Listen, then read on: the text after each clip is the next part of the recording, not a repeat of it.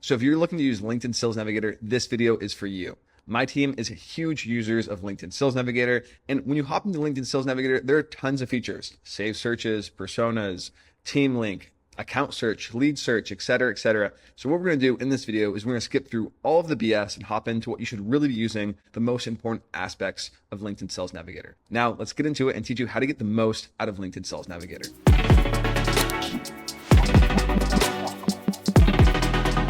So to start, to access the LinkedIn Sales Navigator, you just want to scroll up to the top here and click Sales Nav. When you do, it will open up this window. From here, you can hop over here and click Lead Search or Account Filters. Account filters will give you companies, where lead filters will give you contacts. And of course, you can switch between the two up here on the top left. I really don't think account filters are all that useful. In fact, I'd say I never use them. For the most part, you really just want to focus on lead filters for all intents and purposes. So let's dive into it. So when you hop in here, the first thing you're going to see is all these filters on the left. And LinkedIn Sales Navigator has some awesome features within here. They have things like job title, current job title, seniority, et cetera, et cetera.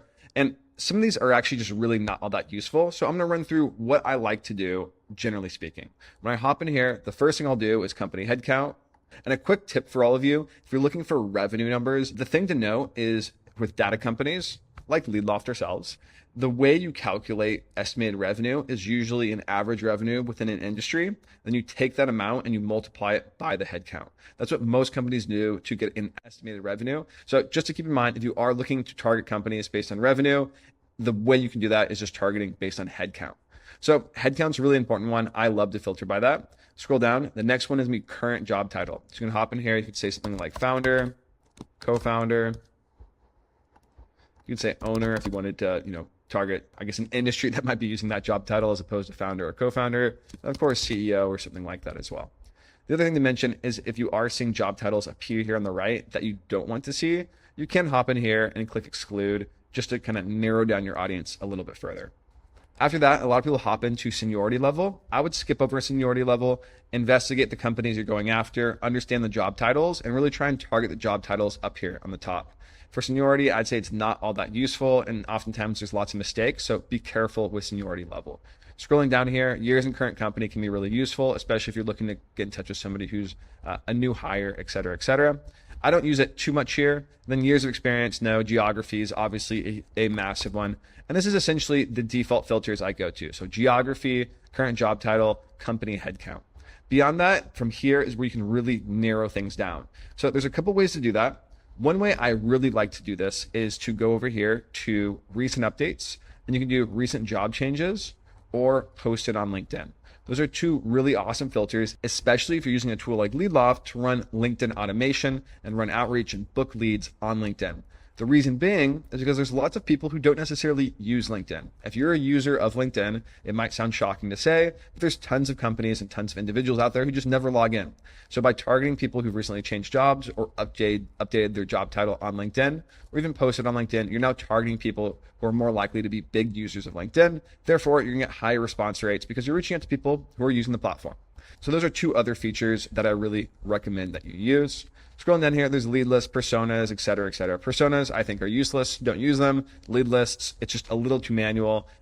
So I would also not recommend using them. If you are interested, I created another video on how to use all of that. But again, we're going to skip past the BS here and really focus on how to use LinkedIn Sales Navigator to get the most out of it. So from here, the next big thing is to scroll up here and click Save Search. The reason why Save Searches are so useful is a variety of things. One is it saves the search that's most important to you, like an ICP. So we'll go ahead and click Save here. When you click Save, there you go. It will appear now under Saved Searches.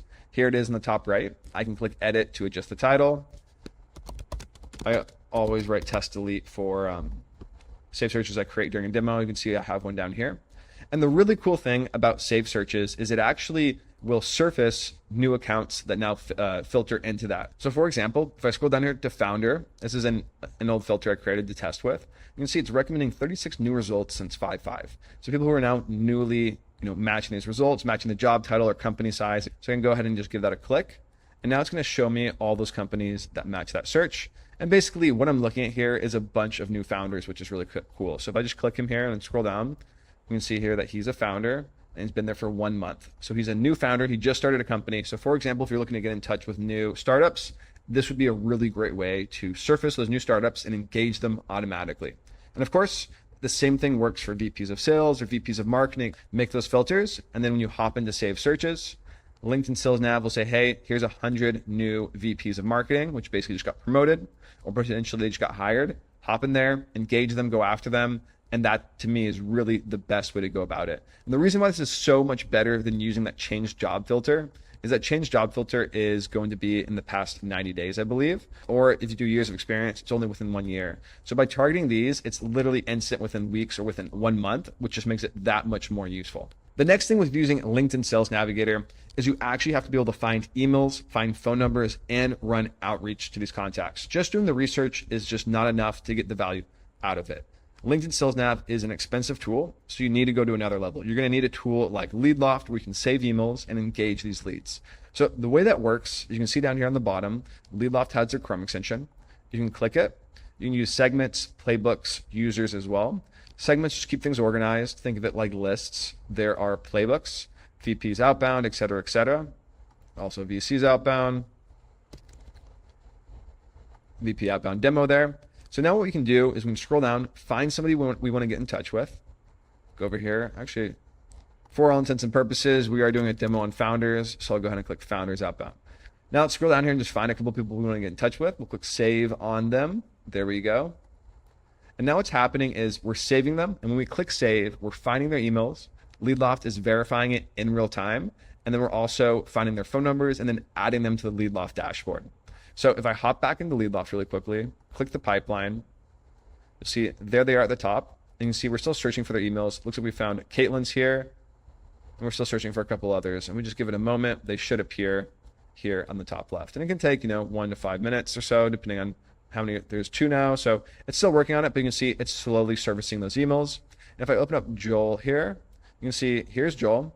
He's in that playbook. We're actively engaging him, right? So 1 click to find the email, find the contact info, start engaging him. And you can see we've pulled his email out. That green dot does indicate that it's verified as well. His LinkedIn's here. So we'll be able to engage him across email, across LinkedIn, and all that communication will sync to LeadLoft automatically. We can track your inbox, communicate. And you can also see it all here on the right, which is really awesome.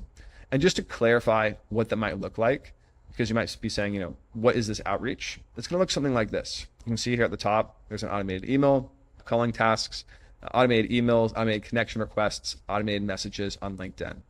So that's essentially how you can get the most out of LinkedIn, which is going beyond just the filters, finding and researching, but actually pulling the contact information by enriching it.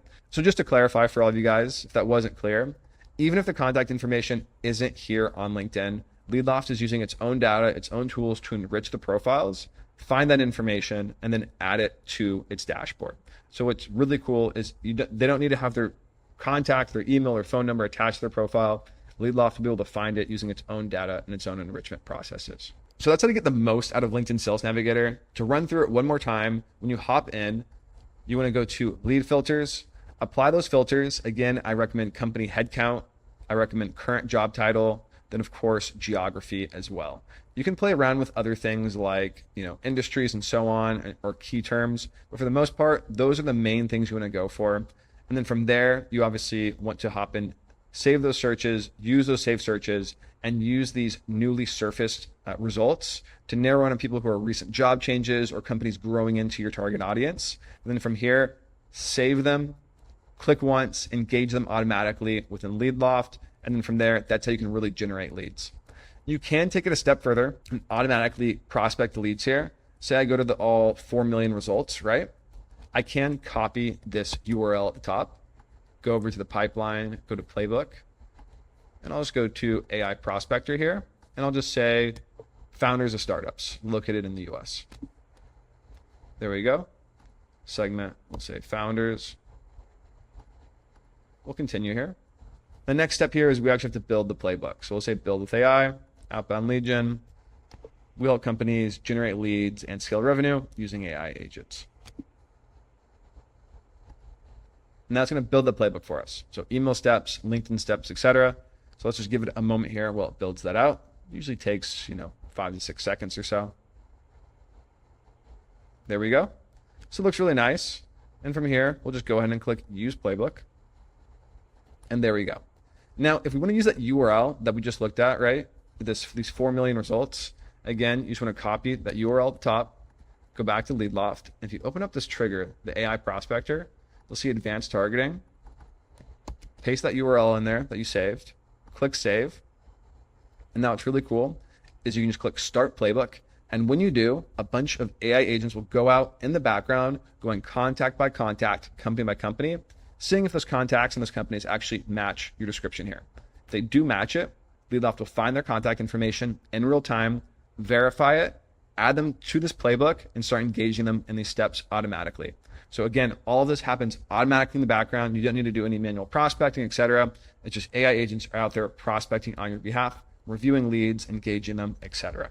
So there you guys have it. That's why I recommend using LinkedIn Sales Navigator. Focus on using the most useful filters, focus on using saved searches. And if you have questions on how to get more out of it, feel free to reach out to me or my team. Otherwise, I'll see you guys in the next video.